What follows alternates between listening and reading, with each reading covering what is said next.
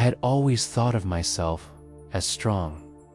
People at work said I was the calm one, the one who never broke under deadlines or insults.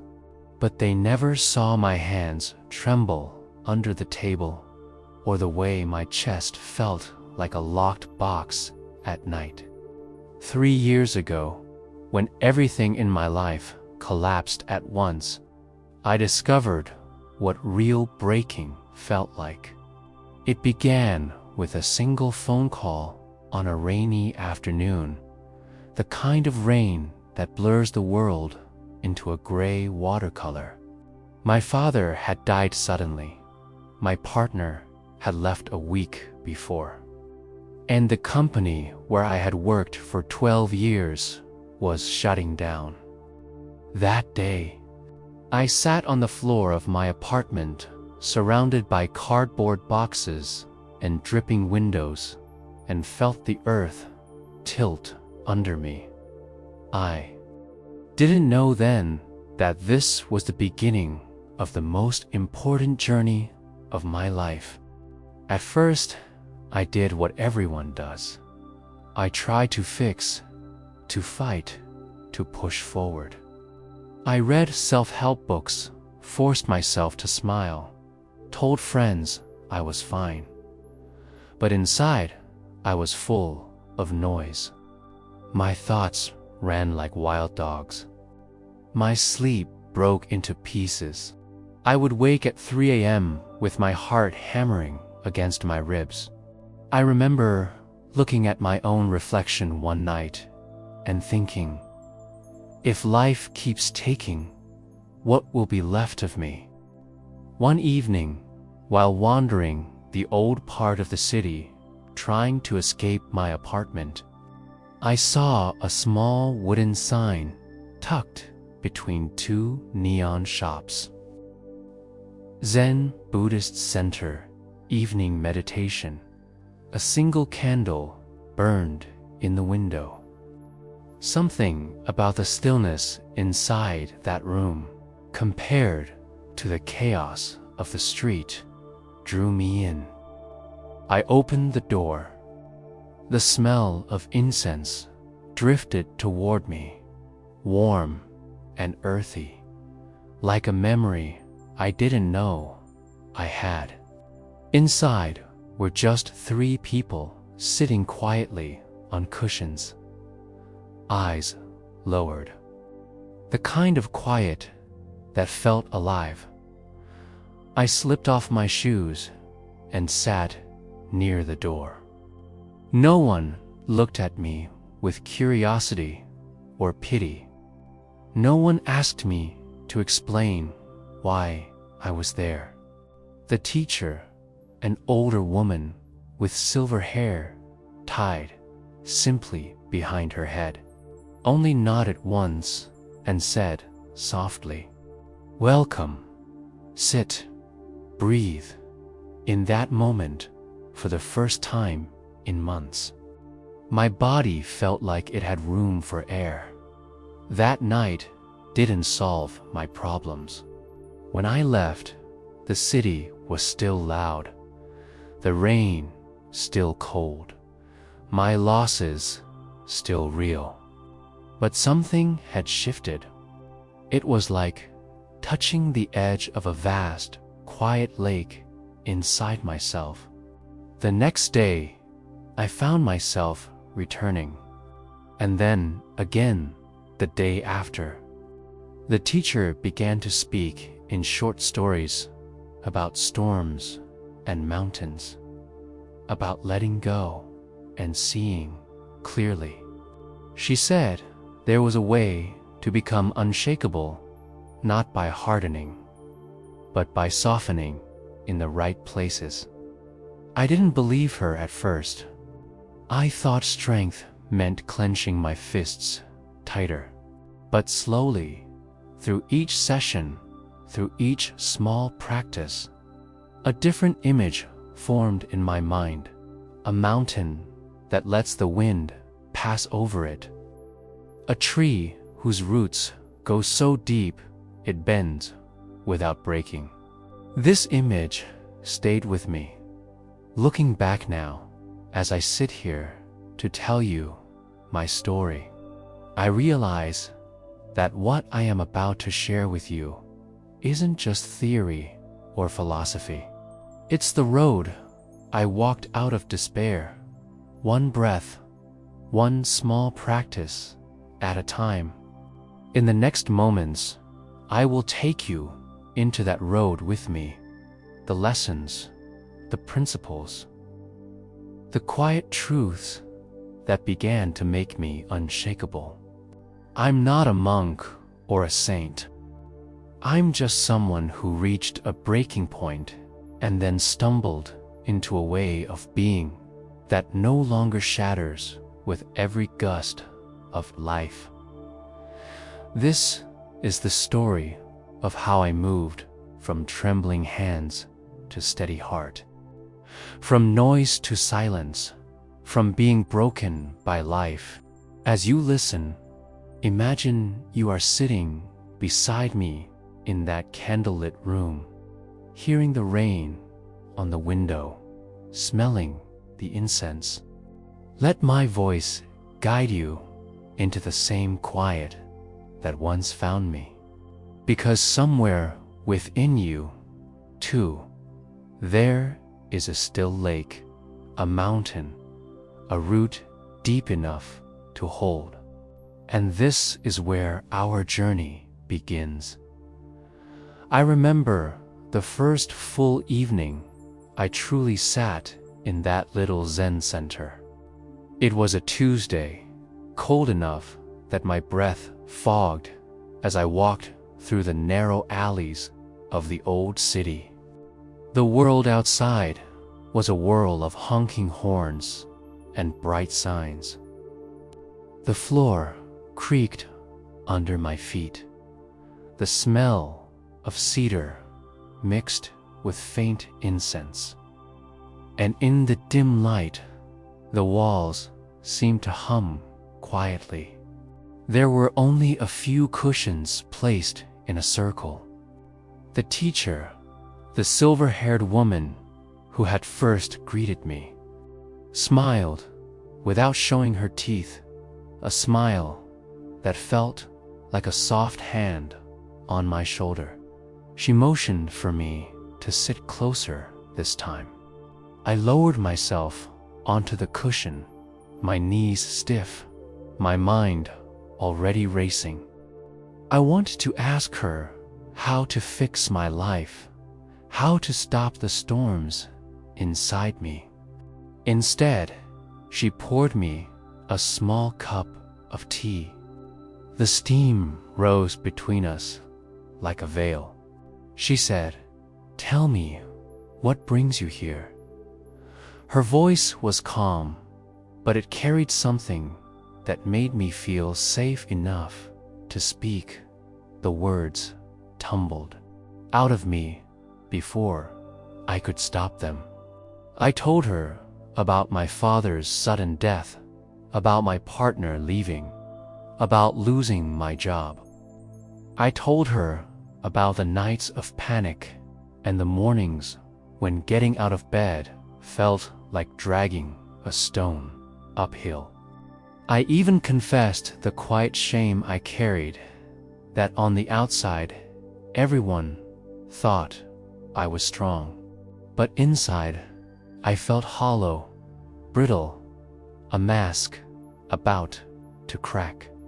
She listened without interrupting, her eyes steady, as if she could hold every word without spilling it. When I finished, the room was silent except for the distant sound of rain. She placed her cup down and said only one sentence: "Pain is not a punishment. It is a teacher." Then she closed her eyes and gestured for me to do the same. We sat together in silence. At first, my mind rebelled. Thoughts rose like a swarm of insects. My back ached, My knees hurt. I wanted to run. But slowly, breath by breath, the noise softened. For a fleeting moment, I felt something I hadn't felt in months. A hint of space inside my chest. As if a window had cracked open in a stuffy room. That evening, she told me a story. Her voice, low, like someone speaking in a temple at night. She spoke of a bamboo grove near her childhood home. In typhoons, the bamboo bent so low it almost touched the ground. But when the storm passed, it stood upright again, green and whole. She said, "This is what we practice, not to be stone, but to be bamboo." Her words lodged somewhere inside me. After the meditation, she handed me a small card with 3 simple phrases written in careful brushstrokes. Sit, breathe, notice, no doctrine, no grand promises. Just this. She told me if I wished, I could return the next evening. I left with a card in my pocket, walking back through the wet streets, feeling something unfamiliar. Not joy, exactly, but a kind of quiet curiosity. At home, that night, I cleared a space on my floor, laid down a small towel, and sat cross-legged the way she had shown me. The city noise pressed against my window, but for a few minutes, I breathed and tried to notice. My mind still raced, but under the noise, there was a faint echo of the center's stillness, like a low bell ringing far away.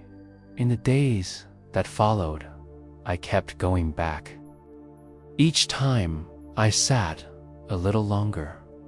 Each time the teacher gave me another short story, another image, a mountain in mist, a bird resting on a branch between flights, a river flowing around stones.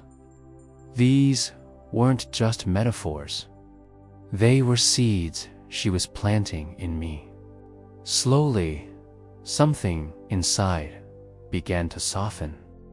The grief was still there, the losses still real, but I was no longer drowning the same way. I didn't know it yet. But this was the beginning of a different kind of strength, not the tight-fisted kind I had clung to for years, but a strength that grew from being willing to sit still in the storm. As I walked home each evening through the dripping streets, the card in my pocket growing worn at the edges, I felt as though a story was unfolding inside me. And though I was its main character, I wasn't walking it alone. There was a path, ancient and quiet, and I had just placed my first bare foot upon it one evening, about a month after I had first stepped into the Zen center. A heavier storm arrived in my life. My older brother called from another city. His voice cracked as he told me our mother had been taken to the hospital. It wasn't clear yet if she would survive.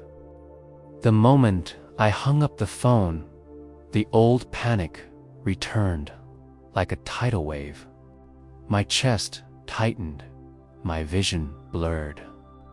The quiet I had been slowly building felt like it shattered in an instant. I remember pacing the apartment, thinking, it's happening, again. I'll break again. Without knowing why, I grabbed my coat and walked straight to the center. The night air smelled of wet earth and car exhaust. When I entered the wooden door, the teacher was already there, arranging cushions. She looked up at me and must have seen the storm in my eyes, because she simply said, "Sit. No questions, no explanations." I sat. At first, my thoughts screamed. Hospital corridors, machines, old memories of loss, every possible future I feared. My hands were cold and shaking on my knees. The teacher sat across from me, her eyes closed, her breathing slow and deep. She didn't try to soothe me with words. She just sat like a mountain, breathing. In the silence, something in me began to mirror her. My breath came a little deeper. The noise of my thoughts didn't stop, but it started to move like clouds instead of thunder. She spoke after a long while, her voice as soft as falling rain. "Storms will always come," she said, "but you are not the storm. You are the sky it moves through." The sentence landed in me like a pebble dropped into deep water. I had heard similar things before, but never when my heart was this raw. In that moment, the image appeared vividly. Dark clouds swirling, lightning striking, but behind it, a vast sky untouched. For the first time, I felt a flicker of separation between what was happening and what I was. My mother's illness, my fear, my grief, they were real. But underneath them was a space that was not panicking, a quiet witness. It wasn't indifference. It was something wider, something steady. Sitting there, tears rolling down my face, I realized I had been living my whole life as though I were the storm, tossed and torn, when all along there had been a larger sky waiting for me to notice. The teacher told another short story. She said when she was young, her village had a great tree in the center square. Every year, the monsoon wind battered it. Branches broke, leaves tore off, but its roots went so deep that by the next season, it was full of green again. "Deep roots," she whispered, "not hard branches." I closed my eyes and felt my own breath as a root, dropping below the noise of my thoughts, anchoring me in a place that did not sway so wildly. That night, after meditation, I walked back into the city, still unsure about what would happen with my mother, still frightened, but the fear was no longer everything. It was like holding a bowl of water without spilling instead of being submerged. I noticed details I had missed: the glisten of rain on the pavement, the smell of bread from a late-night bakery, the rhythm of my own footsteps. Life was still fragile, but something inside me had begun to change. The storm of thoughts still rose and fell, but each time I returned to the breath, to the space behind it. I whispered to myself, "I am the sky." It felt awkward and strange, but also true. My insight that night wasn't a flash of enlightenment. It was more like a door opening a crack, enough to show me there was another room I had always been in, but never noticed. Looking back, that evening was the turning point. Crisis had arrived, as it always does, but instead of collapsing, I had found a glimpse of stillness in the middle of it. That was my first real taste of what the teacher meant by becoming unshakable, not being invulnerable, not denying pain, but discovering the ground beneath it, the quiet sky behind the weather. And from that night on, everything I practiced began to take root in a new way. When I think back to the months that followed that night of crisis, what strikes me most is how small the steps were and how quietly they worked. Nothing dramatic happened on the outside. My job search continued. My mother's recovery was slow and uncertain. My relationships still felt fragile. But each morning, before the sun rose, I would sit on the same worn towel in my apartment, light a single candle, and practice exactly as the teacher had written on that little card. Sit, breathe, notice. At first, I treated it like an obligation. 10 minutes felt endless. My knees ached. My mind replayed conversations and fears. But the teacher's voice stayed with me. Storms will always come. You are not the storm. So I kept sitting. 10 minutes became 15, then 20. I began to carry the practice into small corners of the day. 3 deep breaths before answering a phone call. Pausing at a red light to notice the sensation of my hands on the steering wheel. Closing my eyes on the bus and feeling the rise and fall of my belly. These tiny pauses started to create invisible cracks in the wall of my constant tension. The teacher introduced simple principles, never in heavy lectures, but in quiet sentences after meditation. Non-grasping, she said one evening. Let what comes, come. Let what goes, go. I began experimenting with this in real life. When my brother called with updates about our mother, I noticed the urge to control, to demand certainty, and instead, I practiced listening fully, breathing, and saying, I'm here, when a potential employer rejected my application. I allowed the sting to be there without layering stories on top. Sometimes it hurt, sometimes I cried, but I could also feel a subtle spaciousness around the pain. Like air around a flame dot, another principle was beginner's mind.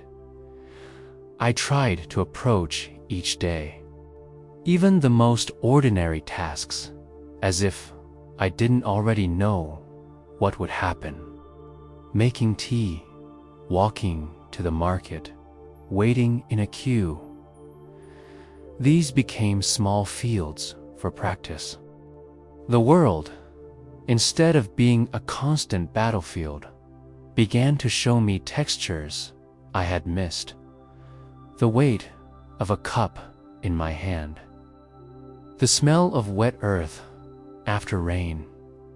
The sound of a stranger's laughter on the street. These weren't escapes. They were anchors pulling me into the present moment. Where my worries had less power, gradually, people around me began to notice. My brother said I sounded calmer on the phone. A friend commented that my eyes looked softer, less tired. I didn't feel like a saint or a monk.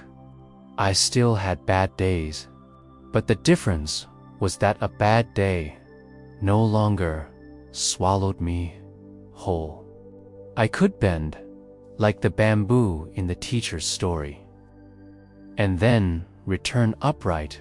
One evening, at the center, she guided us through a walking meditation in the small garden behind the building. The air smelled of jasmine and damp stone. As we walked slowly, heel to toe, she said, "Feel each step as if the earth is holding you." Something in me released. For so long I had been bracing against life as if it were an enemy. Now, step by step, I felt supported. At home, I began writing down short reflections. After each sitting, a single sentence about what I had noticed. Over weeks, these pages filled with small truths. The breath is like a tide. Pain softens when I stop naming it. Silence isn't empty. It's full. Reading them back, I could see my own transformation in ink. It wasn't a sudden enlightenment, but a steady retraining of my nervous system, my heart, my habits. Even in the hospital, by my mother's bedside, I would practice. While machines beeped and nurses walked past, I would sit quietly, eyes open, breathing, touching her hand, staying present. She told me once, "You look peaceful." It helps me. Hearing that, I realized the practice was no longer just for me. It was becoming a way of being that rippled outward. These principles, sitting, breathing, noticing, letting go, beginner's mind, were not abstract ideas anymore. They had become movements in my body, patterns in my speech, a softness behind my eyes. Slowly, a different kind of strength had grown. Not the brittle armor I used to wear, but something rooted and flexible, like a tree with deep roots swaying in the wind. And for the first time, I understood what the teacher meant when she said, "We do not become unshakable by holding tighter. We become unshakable by learning how to be moved without being lost." Looking back now, I can almost trace a line from that first rainy evening when I stumbled into the Zen center to the quiet place where I sit today. It isn't that life stopped bringing storms. Storms still arrive. New challenges, unexpected losses, moments of fear. But my relationship to them has changed so completely that sometimes I hardly recognize myself. The trembling hands have grown steady, not because the world became kinder, but because I have learned to meet it differently. I no longer wake up bracing for the day like a soldier heading into battle. Instead, I wake and sit for a few minutes, breathing, letting the morning light touch my face. The same breath I first learned on that cushion now moves through everything I do, in conversations, in work, in walking down the street. There is a root running deep inside me, a sense of being held even when things fall apart. This root is not a doctrine or a belief. It is a direct experience of sitting, breathing, noticing, again and again, until the mind's old habits soften. Sometimes I still hear the teacher's voice, deep roots, not hard branches. You are the sky, not the storm. These words have become more than phrases. They are like quiet bells ringing at the edges of my days. When a colleague snaps at me, when bad news arrives, when plans collapse. The first rush of reaction still comes, but underneath it, I can feel the sky, spacious and unbroken. That tiny space is enough to choose a softer response, enough to remember that this moment, too, will pass. The transformation is subtle but profound. I used to think being strong meant being untouchable, impenetrable, never crying. Now I understand it differently. Real strength is a softness that holds everything, even pain, without closing. Real calm isn't a frozen mask. It's a living openness that can bend, break, heal, and keep breathing. This kind of strength doesn't make me separate from life. It roots me deeper in it, and something else has shifted. My presence has begun to touch others. My brother once told me that just hearing me speak calms him. Friends have asked me what I've been doing. Even strangers sometimes smile back when I meet their eyes. I don't think of myself as a teacher. I am still a student, but it feels as if the peace I have practiced has started to ripple outward without effort. If you are listening to this now, perhaps you are standing in your own storm. Perhaps, like I once did, you feel hollow or brittle, pretending to be strong while trembling inside.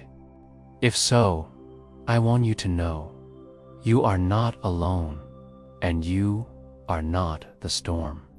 Even in this moment, there is a sky inside you, vast and unbroken, waiting for you to notice. You don't have to believe in anything or join a temple. You can begin right where you are. Close your eyes for a moment. Feel your breath moving in and out. Notice the weight of your body on the chair or floor. Let the sounds around you be there without pushing them away. Imagine the sky behind the clouds, the deep roots beneath the tree. This is not imagination. It is a way of touching what is already here. With each breath, you are learning how to return. With each breath, you are becoming a little more unshakable. As I finish telling you my story, the candle on my table burns low, just as it did on those early mornings. Outside, the city still hums, cars still rush, rain still falls. But inside, there is a quiet that no storm can take from me. I wish that quiet for you. Sit, breathe, notice, begin again. Let these small practices be your roots. Let the storms pass over you. In time, without forcing, you will discover a strength that feels like freedom, a calm that feels like home. And so, as you take your next breath, know that the journey has already begun. The sky is here. The ground is steady. Nothing you carry needs to be pushed away. Nothing you face needs to define you. You can be soft and strong at once. You can be unshakable, not by resisting life, but by resting fully inside it. This is the gift Zen has given me, and this is the gift I offer to you now. A closing that is really an opening. A stillness that you can carry into the rest, your night, your life.